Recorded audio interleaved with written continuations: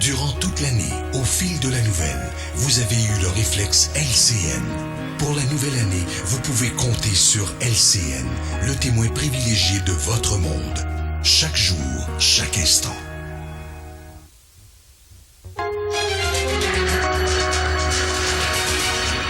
Sainte-Anne-de-Sorel, Yamaska, Québec, les rivières continuent de déborder. J'ai déjà vu de l'eau se ramasser ici au bord, mais jamais jusqu'ici.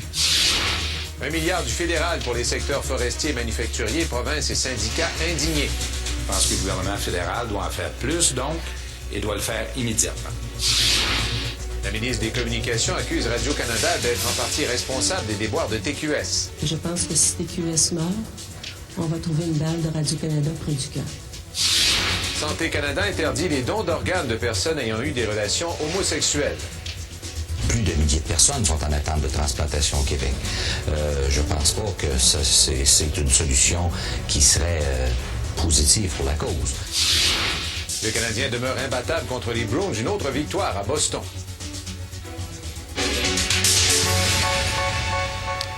Bienvenue les siennes, les résidents de plusieurs municipalités au Québec sont aux prises avec la crue des eaux. En Montérégie, la rivière Yamaska demeure une source de préoccupation. Son niveau est élevé et l'eau ne s'est toujours pas retirée des résidences. La situation crée même des tensions entre les municipalités de Sainte-Anne-de-Sorel et de Yamaska. Alain Laforêt explique. J'ai déjà vu de l'eau se ramasser ici au bord, mais jamais jusqu'ici. Des propriétaires de Sainte-Anne-de-Sorel goûtent à la Yamaska. Elle est pleine d'eau, là, jusqu'à dépasser les sièges. L'eau a franchi 3 km de plaine inondable après qu'un embarque se soit formé à la hauteur de l'île Saint-Jean sur la rivière Yamaska. Voitures, tracteurs, garages sont immergés. On a aperçu que l'eau elle montait, puis elle a continué à monter, là, je vous dirais, depuis ce matin, là, sans arrêt. Là. À Yamaska, sur l'île du Domaine, 200 insulaires sont partiellement isolés. Pour quitter l'île, il faut un véhicule sport utilitaire ou un bon vieux tracteur. L'eau va pratiquement passer par-dessus les roues de l'avant du tracteur. L'eau a monté rapidement?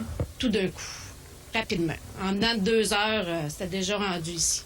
Comme nous avons pu le constater, l'une des 2 routes pour se rendre sur l'île était praticable.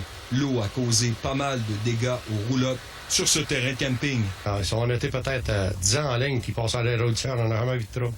La glace, ça a seulement qu'à peu près 8 pouces de pas. Il y a bien qu'à passer un coup, tout est correct. Là, on a la probabilité que ça pourrait affecter certains citoyens de Sainte-Anne-de-Sorel. D'un autre côté, on a la certitude que les gens de l'île du Domaine, ils sont isolés. Il faut peser le pour et le contre. Si tu inondes ton voisin, puis ça change rien pour le tien, ça va donner quoi? Si on touche pas là-dedans, c'est trop dangereux. On peut juste déplacer le problème pour avoir un problème encore plus grave, plus loin.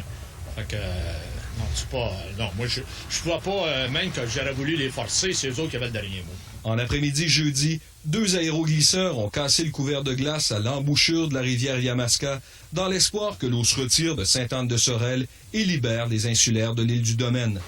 Alain Laforêt, TVA, Sainte-Anne-de-Sorel. La rivière des Mille-Îles, dans le secteur de Terrebonne, est aussi sous surveillance. La sécurité civile doit la garder à l'œil, même si un embâcle s'est brisé quand même en soirée. L'aéroglisseur de la garde côtière est sur place. Mathieu Bellumeur nous trace le bilan des zones inondées au Québec. Cet embâcle auquel s'attaque une pelle mécanique est à l'origine du débordement de la rivière Saint-Charles à Québec. Une rivière qui passe en pleine ville et qui sort de son lit, ça peut causer bien des problèmes.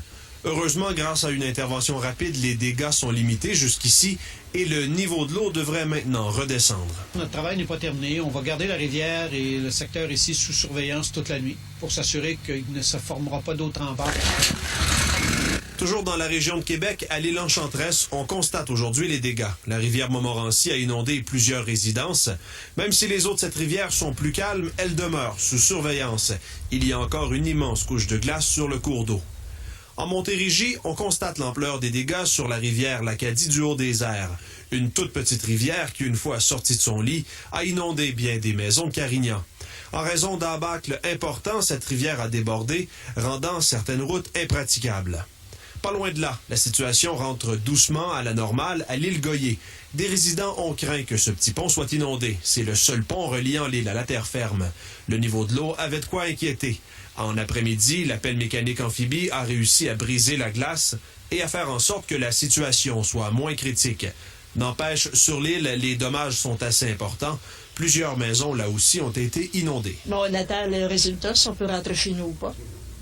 Si on vous dit que vous pouvez pas, vous allez faire quoi? On retourne au motel. Et bonne nouvelle pour ces évacués de Pierreville, dans le centre du Québec. Les 170 familles qui avaient été évacuées ont regagné leur domicile.